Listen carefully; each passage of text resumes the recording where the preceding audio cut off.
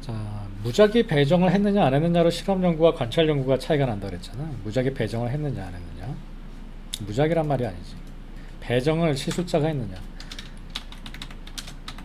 연구자의 배정의 차이.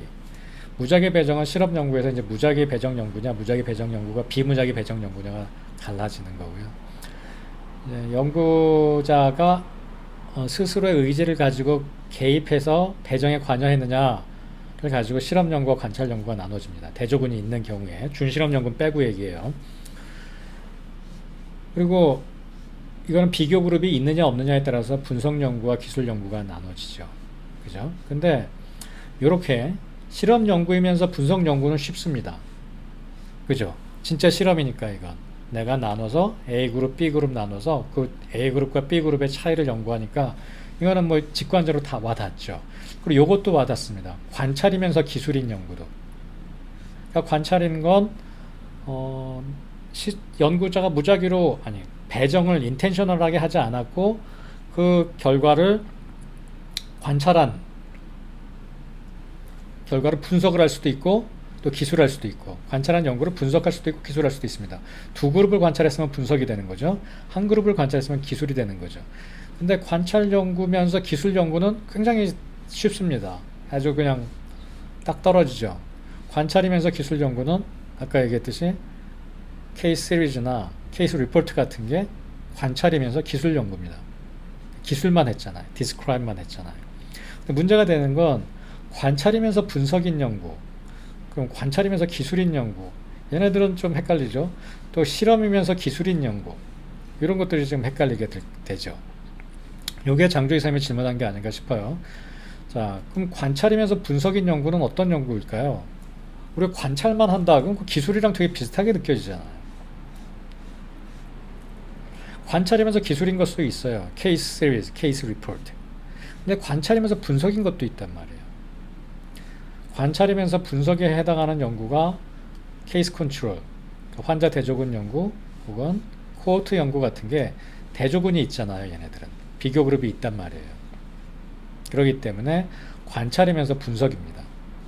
근데 담배 피는 사람 안 피는 사람을 내가 개입해서 나누지 않았잖아요. 내 친구 중에 한약 먹을 사람 안 먹을 사람을 내가 개입해서 나누지 않고 그냥 먹던 사람이 먹고 안 먹던 사람이 안 먹으면 분석 연구인데 관찰 연구가 됩니다. 내가 미래로 가는 게 코호트 스터디가 되는 거죠. 그래서 코호트 스터디는 실험 연구와 되게 유사하죠. 단지 연구자가 배정에 개입했느냐 안 개입했느냐 이것만 다르죠. 환자 대조군 연구, 코호트 연구가 관찰 연구면서 분석 연구입니다. 그럼 관찰 연구에서 기술 연구에 해당하는 게 뭐 증례 보고 같은 것들이죠. 그죠? 이쪽으로 가는 게. 그다음에 실험 연구면서 기술 연구다. 여기 뭐겠어요? 대조군이 없는 실험 연구, 준실험 연구 같은 게 해당되죠. 그 다음에 실험 연구면서 분석 연구다. 이런 게 RCT 같은 거죠. 실험 연구면서 두 그룹을 비교했잖아요. 그러니까 RCT 같은 연구가 여기에 해당합니다. 이렇게. 그래서 요 기술 연구랑 관찰 연구는 말이 좀 비슷한데 그래서 저도 아까 헷갈렸잖아요. 얘네들은 이 비교 대상과의 관계 속에서 정의됩니다. 그러니까 실험 연구가 아닌 연구가 관찰 연구고요. 그러니까 연구자가 배정, 두 그룹 간의 배정에 관여하지 않고 혹은 한 그룹을 그냥 관찰만 한 게 관찰 연구고요. 기술 연구는 비교 그룹이 없는 그냥 한 그룹을 연구한 게 기술 연구입니다. 그래서 이 관계가 이 두 개가 되게 헷갈려요. 또 얘도 되게 헷갈려요. 우리 생각에 코호트는 실험 같아요. 근데 실험이 아닙니다. 이거는 관찰 연구고 분석 연구고. 그다음에 준실험 연구 같은 경우도 사실 얘는 실험이 아니게 구분한다고 그랬죠. 근데 그게 또 여러분들 헷갈리게 많이 만든 것 같아요. 자, 요거 좀 이해가 가시나요? 제가 좀 반복해서 설명을 했죠. 그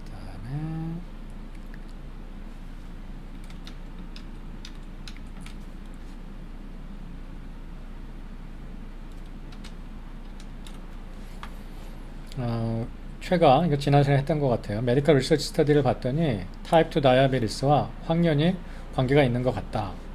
그래서 The Study Research Sample 3만 명의 미국 성인들을 조사해 봤더니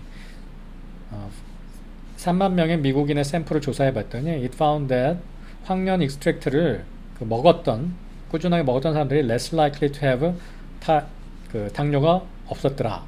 이 연구는 어디에 해당할까요? 이 연구는 일단 두 그룹이 있잖아요. 황련을 먹은 그룹과 황련을 먹지 않은 그룹이. 그러니까 요 비교 그룹의 차이에서는 분석 연구가 됩니다. 분석 연구가 되고요. 그 다음에 황련을 먹을 사람과 안 먹을 사람을 내가 배정해서 조사한 게 아니라 그냥 3만 명을 서베이를 한 거예요. 황련을 먹었던 과거 이력과 또 타입 2 다이아베티스가 있는지 없는지. 그래서 이거는 케이스 컨트롤일 수도 있고 크로스 섹셔널일 수도 있죠. 여기 자세한 연구 방법이 안 나왔지만 하지만 코호트는 아니죠. 그래서 3만 명을 자료를 가지고 분석해 봤더니 황련을 꾸준히 먹었던 사람은 타입 2 다이아베티스에 덜 걸렸더라 하는 얘기니까 이건 실험인가요? 관찰인가요? 그래서 관찰 연구가 됩니다. 지금 이 연구 같은 경우는 예 같은 경우는 관찰 연구면서 분석 연구가 됩니다. 관찰 연구면서 분석 연구. 뽑은 게 아니에요? 예? 3만 명의 샘플을 뽑은 게 아니에요? 네. 전에도 요게 제일 이제 여러분들을 헷갈리게 할 텐데, 자, 3만 명의 샘플을 뽑았잖아요. 그거는 실험이냐 아니냐에 아무런 영향을 미치지 않습니다. 그게 여러분들 굉장히 많이 헷갈리게 할 거예요. 좋은 질문이에요. 다른 선생님들도 아마 많이 헷갈렸을 거예요. 3만 명의 샘플을 뽑은 자체는 관찰이냐 실험이냐를 결정짓지 않습니다. 그래서 제가 이 모든 게 다 실험으로 보인다라는 거예요. 여러분들한테. 이거 다 실험이에요. 여러분들이 그냥 보통의 일상생활에서 쓰는 말로는 3만 명의 샘플을 뽑아서 관찰한 겁니다. 뽑은 거는 실제 실험이냐 아니냐에 해당하지 않고요. 이 실험이냐 아니냐는 연구자가 배정을 했느냐 아니냐에 따라서 차이가 납니다. 그 3만 명 중에 황련을 먹는 사람을 15,000명, 황련을 안 먹는 사람을 15,000명으로 나눴다면 그게 실험 연구가 되죠. 예, 근데 또 헷갈릴 거예요. 이게 뭐냐면 이게 랜덤 샘플링하고 랜덤 얼로케이션의 차이입니다. 교재에 있어요. 그러니까 랜덤 샘플링이란 거는 모집단에서 내가 실험할 사람을 뽑는 과정이 랜덤 샘플링이고요. 그게 실험을 결정하진 않아요. 대부분의 연구가 랜덤 샘플링에 의해서 되거든요. 그러니까 미국인 전부를 조사할 수 없잖아요. 폐렴과 담배를 미국에서 전부 조사할 수 없잖아요. 그러니까 샘플을 뽑아요. 그 중에서 폐렴과 담배가 상관 있는지 관찰을 하죠. 그게 이제 랜덤 샘플링이고요. 그 다음에 뽑은 그룹 가운데 얼로케이트 하는 거, 배정하는 게 랜덤 얼로케이션입니다. 그 두 가지가 차이가 있어요. 랜덤 샘플링이더라도 이 우리가 배운 연구 타입에서는 관찰 연구에 해당합니다. 얼로케이션을 연구자가 했느냐 아니냐에 따라 결정되고요. 그 다음에 로잔나는 학생들이 수업 시간에 메이즈, 미로를 빨리 통과한 무슨 쥐들이 학생인가? 빠른 음악을 틀어주면 수업 그 미로 풀기를 더 빨리 한다라는 사실이 맞을까 틀릴까? 이게 연구 가설이죠. 좀 궁금했대요. 그래서 그녀가 randomly assign, 이거는 말이 다르죠. 여기서는 randomly sample이지만 이건 randomly assign, 이게 random allocation이에요. random assignment. Each student in her class one of three groups, 세 그룹을 나눈 거예요. 빠른 음악, 느린 음악, 음악 안 튼 거. 그래서 시간을 잰 겁니다. 미로를 통과하는. 그랬더니 fast paced music 한 사람들이 뭐 더 잘하는지 모르겠는데, 자, 이거는 실험이에요, 관찰이에요? 실험. 예, 그렇죠. 예. 그리고 분석이의 기술이에요? 분석이요. 예, 맞습니다. 이 세 그룹을 나눠서 분석을 했기 때문에 얘는 이쪽에 해당합니다. 실험 연구면서 분석 연구. 또 랜덤하게 얼로케이션 했잖아요. 맞아요? randomly assign. 그러니까 이건 randomized controlled trial에 해당합니다. 연구의 규모와 상관없이 이런 연구 형태를 randomized controlled trial이라고 해요. 그럼 야, 학급 하나 갖고 한 거를 RCT라고 부를 수 있어? 예, 부를 수 있어요. 그거는 이제 얼마나 좋은 RCT냐 아니냐지, 이런 형식을 RCT라고 하는 겁니다. 동네 야구도 야구죠. 또 하나 보죠. A doctor wonders if low back pain will be better if acupuncture retaining time is longer. acupuncture 침을 오래 놓으면 더 좋아지는지 궁금했다. Each visit for month, doctor flips the coin. 동전을 던져가지고 침을 보통대로 맞든지 한 뒷면이 나오면 10분을 더 맞았다. So at the end of the month, the acupuncturists find that average VAS scale after treatment was significantly better. 이제 침 오래 맞은 사람들이 더 잘 낫더라라는 겁니다. 자, 이거는 쉽죠. 분석이냐 기술이냐. 이거는 쉽죠. 뭐예요? 분석이죠. 침을 10분 더 맞은 그룹과 침을 그냥 평소대로 맞은 그룹을 분석했잖아. 얘는 분석 연구입니다. 근데 이게 실험이에요, 관찰이에요? 여기서는 랜덤 샘플도 안 했잖아요. 그냥 오는 사람 했잖아요. 실험이요. 예, 실험이죠. 그렇습니다. 오는 사람 했더라도 내가 무작위를 배정한 겁니다. 그러니까 이거는 내가 샘플해서 배정한 거랑 똑같습니다. 그리고 게다가 이것도 랜덤 allocation이잖아요. 그래서 randomized control trial입니다. 이거 trial이라고 볼 수 있는지 모르겠지만 이거는 실험 연구고 분석 연구고 거기다가 랜덤한 allocation한 연구죠. 자, 이건 다 안 했네. 이거 다 해보죠, 좀 지금. Doctor suspected the patient who practiced Tai Chi are less troubled with fatigue. 타이치라는 사람이 피로를 더 덜 느낀다, 더 건강하다는 얘기죠. 하지 않는 사람보다. They plan on taking large random sample. 랜덤 샘플을 구했어요. Users to see the suspicious correct. 랜덤 샘플, 캘리포니아에 사는 노인네 60명을 무작위로 딱 골라가지고 설문지를 돌린 거예요. 자, 그러면 이게 실험이에요, 관찰이에요? 관찰이. 그렇죠, 관찰입니다. 분석이에요, 기술이에요? 분석. 예, 분석입니다. 타이틀 한 사람 아닌 사람이 있으니까. 그러니까 어떤 방법을 썼는지 모르겠지만 제가 지금 한 것처럼 서베이를 했다라고 하면 크로스 섹셔널 스터디가 됩니다.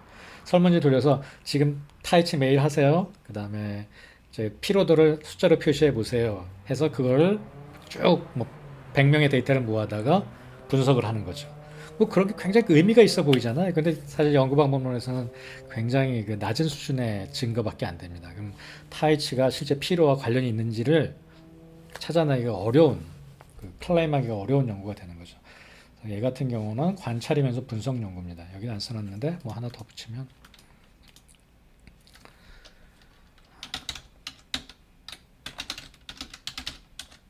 연구도 들어갑니다. 단면 연구 이렇게. 이게 지금 대각선으로 뽑은 것들이 여기 들어가는 분석 연구면서 관찰 연구인. 그다음에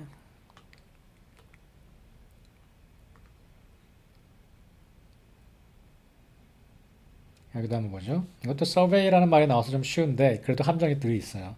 Survey of over 10, 10이 아니구나.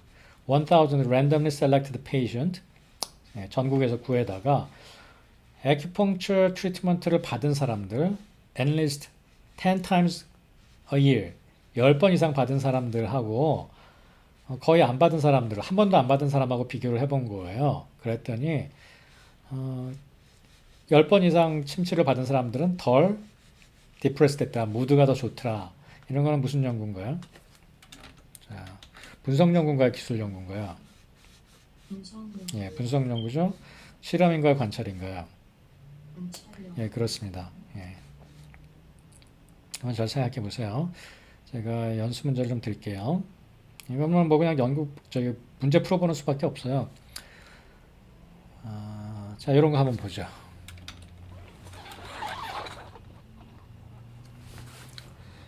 연구팀은 원인 불명의 난임으로 진단된 20세에서 44세 가임 여성을 얘기하는 거죠. 100명을 대상으로 4월경 주기 동안 4번 생리를 할 주기 동안 한약과 침구 치료를 병행했어요. 그래서 3주 동안 임신 여부를 관찰했습니다. 그 결과 90명이 남아서 분석을 해봤더니 13명이 임신을 해서 임신율이 14.4%였어요. 성공률이 14.4%고 출산은 성공으로 따지면 7.78%죠. 근데 이 수정률이 인공수정 치료랑 거의 비슷한 거예요. 14.4%. 이거는 대조군이 있어 보이잖아. 이게 원래 기존에 알려진 인공수정한 게 14.4%인데 13.9%인데 한 방으로 치료된 14.4%. 와, 되게 좋아 보이지 않아요? 자, 이 연구는 어떤 연구일까요? 여기서 보면 내가 되게 좋아 보이지 않아요가 되게 뭔가 임플라이 하잖아요. 이거는 기술 연구인가요? 분석 연구인가요? 기술 연구. 예, 두 그룹이 없었죠. 그러니까 침을 맞은 그룹과 안 맞은 그룹, 한약 먹은 그룹, 안 먹은 그룹이 없기 때문에 기술 연구입니다. 그 다음에 이거는 실험 연구인가요? 관찰 연구인가요? 이거 저희 관찰 연구에 그래서 이거 보면 되게 실험 같잖아요. 실험 같잖아요, 이게. 근데 이게 관찰 연구입니다. 그것도 관찰이면서 기술 연구인. 그러니까 분석도 없고 관찰이기만 한. 그러니까 이런 신문 기사를 보면 그 연구 그 증거 수준에서는 굉장히 밑에 쪽에 놓이게 되는 거죠. 아쉽지만. 한번 눌러볼게요. 요 지금 링크가 요 신문고 기사거든요. 여기 보면 이렇게 신문이 났어요. 한방 난임 연구는 과학이 아니다. 영국의 학자가 한약의 안전성과 효과를 입증한 것이 아니다. 자, 여기 보면 한방 난임 연구에 대해 이것은 과학이 아니다라며 논문 심사를 거부했다. 생물통계학자 잭 윌키슨이 이번에 연구 지금 이 연구 얘기하는 겁니다. 우리가 본 이 연구 가장 큰 문제로 대조군이 없었다라는 겁니다. 무작위 대조군이 없었다. 뭐 무작위뿐만 아니라 대조군 자체가 없었었죠. 대조군을 설정하지 못한 이유로 대조군을 설정하는 난임 임상 연구는 환자의 동의 확보, 연구기관 등으로 이제 굉장히 어렵죠. 시행하기가. 그러면 뭐 되게 짜증나죠. 근데 이게 현실이고요. 이게 맞는 얘기예요, 사실은. 이건 대조군이 없는 연구이기 때문에 이거는 굳이 표현을 하자면 이건 준실험 연구에 해당합니다. 자, 한 그룹을 가지고 연구했지만, 그러니까 두 그룹은 없었지만, 한 그룹을 가지고 연구를 했지만, 전후를 비교했잖아요. 그래서 기존의 히스토리컬한 그 데이터랑 비교해서 또 분석도 했죠. 전후 비교, 뭐 히스토리컬한 옛날 데이터, 다른 실험에서 한 데이터랑 비교해서 대조군인 것 마냥 분석을 했죠. 그래서 이런 연구를 준실험 연구라고 부를 수 있습니다. 연구 시작 단계부터 뭐 준실험을 가정하고 한 건 아니고요. 제 보기에 이 실험 연구는 그러면 대조군을 어떻게 설정했으면 제일 좋았을까요? 뭐 가능했었다면 그 인공수정과 같이 실험했다면 제일 좋았겠죠. 그러면 이거는 과거의 평균적인 인공수정률과 비교를 한 거는 의미가 없느냐? 약간의 의미가 있죠. 딱 여기까지 의미가 있습니다. 그래서 공정하게 하려면 진짜 요이 땅 해가지고 인공수정하고 한방 난임 치료하고 일정 기간 후에 비교를 했으면 그게 훌륭한 대조군 연구가 되는 거죠. 그리고 랜더마이즈까지 해서 랜덤하게 한쪽으로 보면 인공수정, 한쪽으로 보면 한방 이렇게 했으면 뭐 더 좋은 연구가 되겠는데 뭐 도덕적으로 그런 게 굉장히 힘든 연구입니다. 그래서 무작위 배정 자체가. 이런 거를 준실험이라고 하지 최근 들어서 실험이라고 하지 않습니다. 그리고 꼭 실험이라고 했다고 꼭 그게 틀렸다고 할 수도 없는 거고요. 중편이냐 단편이냐 글자 수가 몇 개냐 이렇게 나눌 수가 있는 게 아니거든요. 그래서 보통 준실험이라고 부르는 게 맞고요. 제가 뭐 그렇게 실험이냐 아니냐를 얘기할 때는 이걸 주로 보여줍니다. 이 텍소노미를. 그래서 모든 엑스페리먼트는 어널러틱합니다. 그러니까 대조군이 있는 것만 실험 연구라고 텍소노미 자체가 분류가 되어 있습니다.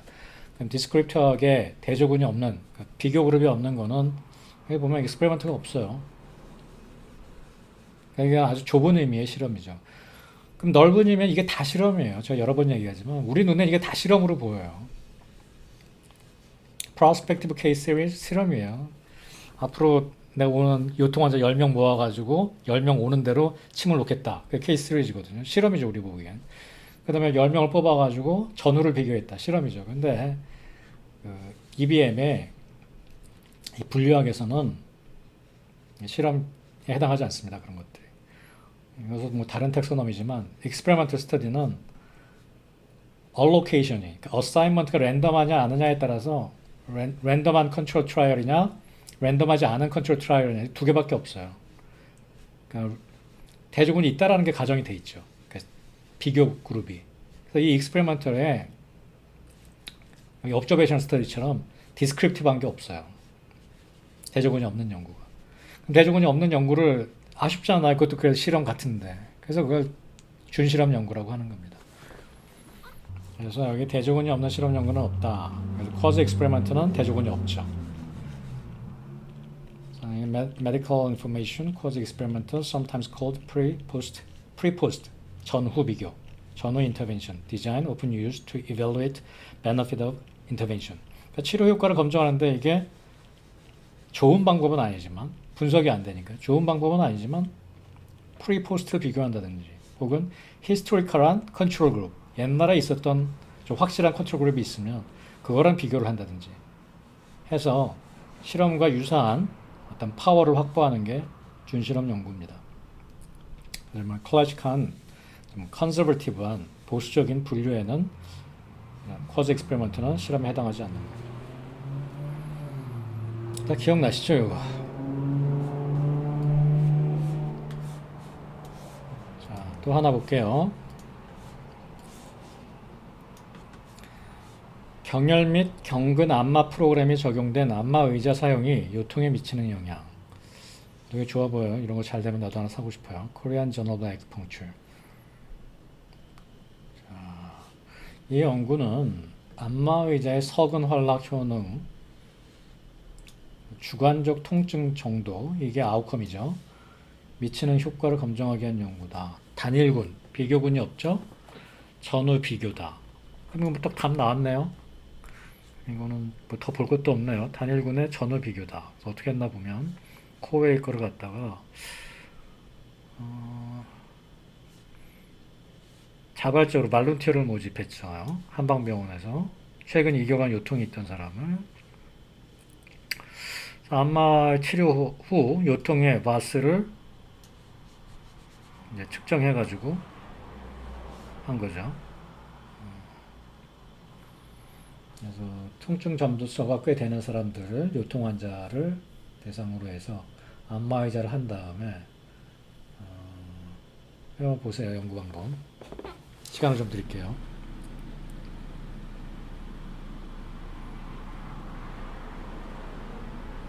인터벤션은 4주간 주 3회, 그러니까 3, 40일 12번의 안마 의자 시술을 한 거예요.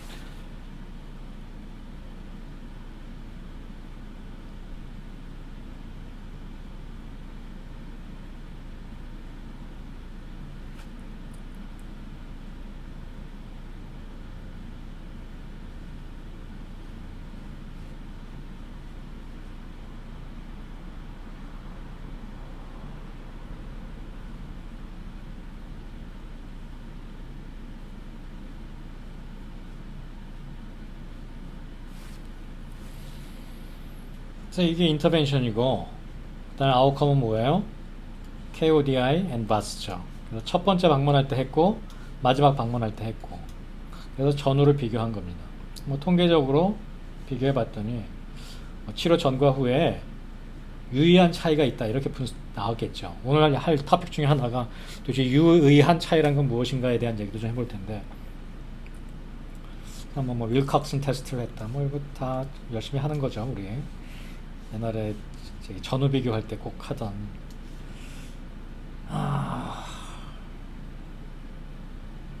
이게 뭐 연속 변수냐 불연속 변수냐에 따라서 윌캅슨 하는지 뭐 T-테스트 하는지 맨날 그런 거 했어요. 연구방문 시간에. 별 필요 없습니다. 뭐 결론을 봤더니 뭐 그래프 하나 없나? 그래프가 있겠죠. Disability Scale and VAS Scale 4주 동안 했더니 이렇게 다 좋아졌더라. VAS는 뭐 한 1점 정도, 아니 뭐 몇 점이야? 이게 4점 정도가 좋아지고 5점 정도가 좋아지고 커디도 이렇게 좋아졌더라. 이런 거 보면 이제 안마 의자가 이 사람들이 하고 싶은 얘기 명확하게 뭐예요?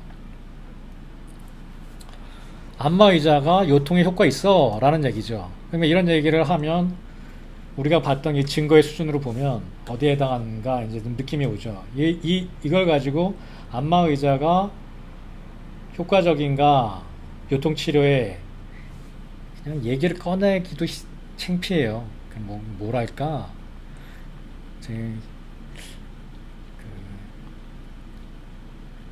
뭐 클래식 카 전시장에 이렇게 벤츠 C 클래스 같은 거 타고 간 느낌? 그 말도 안 되는 거죠. 비유가 좀 이상한데, 여기서 보면 어디쯤 해당할까요? 이게 이제 대조군이 없잖아요. 그러니까 컨트롤이 없는 연구 맨 마지막에 해당합니다. 이 닥터 사켓의 분류에 의해서도. 자, 안마의자 연구요. 다음에 D가 아니고 evidence obtained well designed non-experimental descriptive study such as comparative study.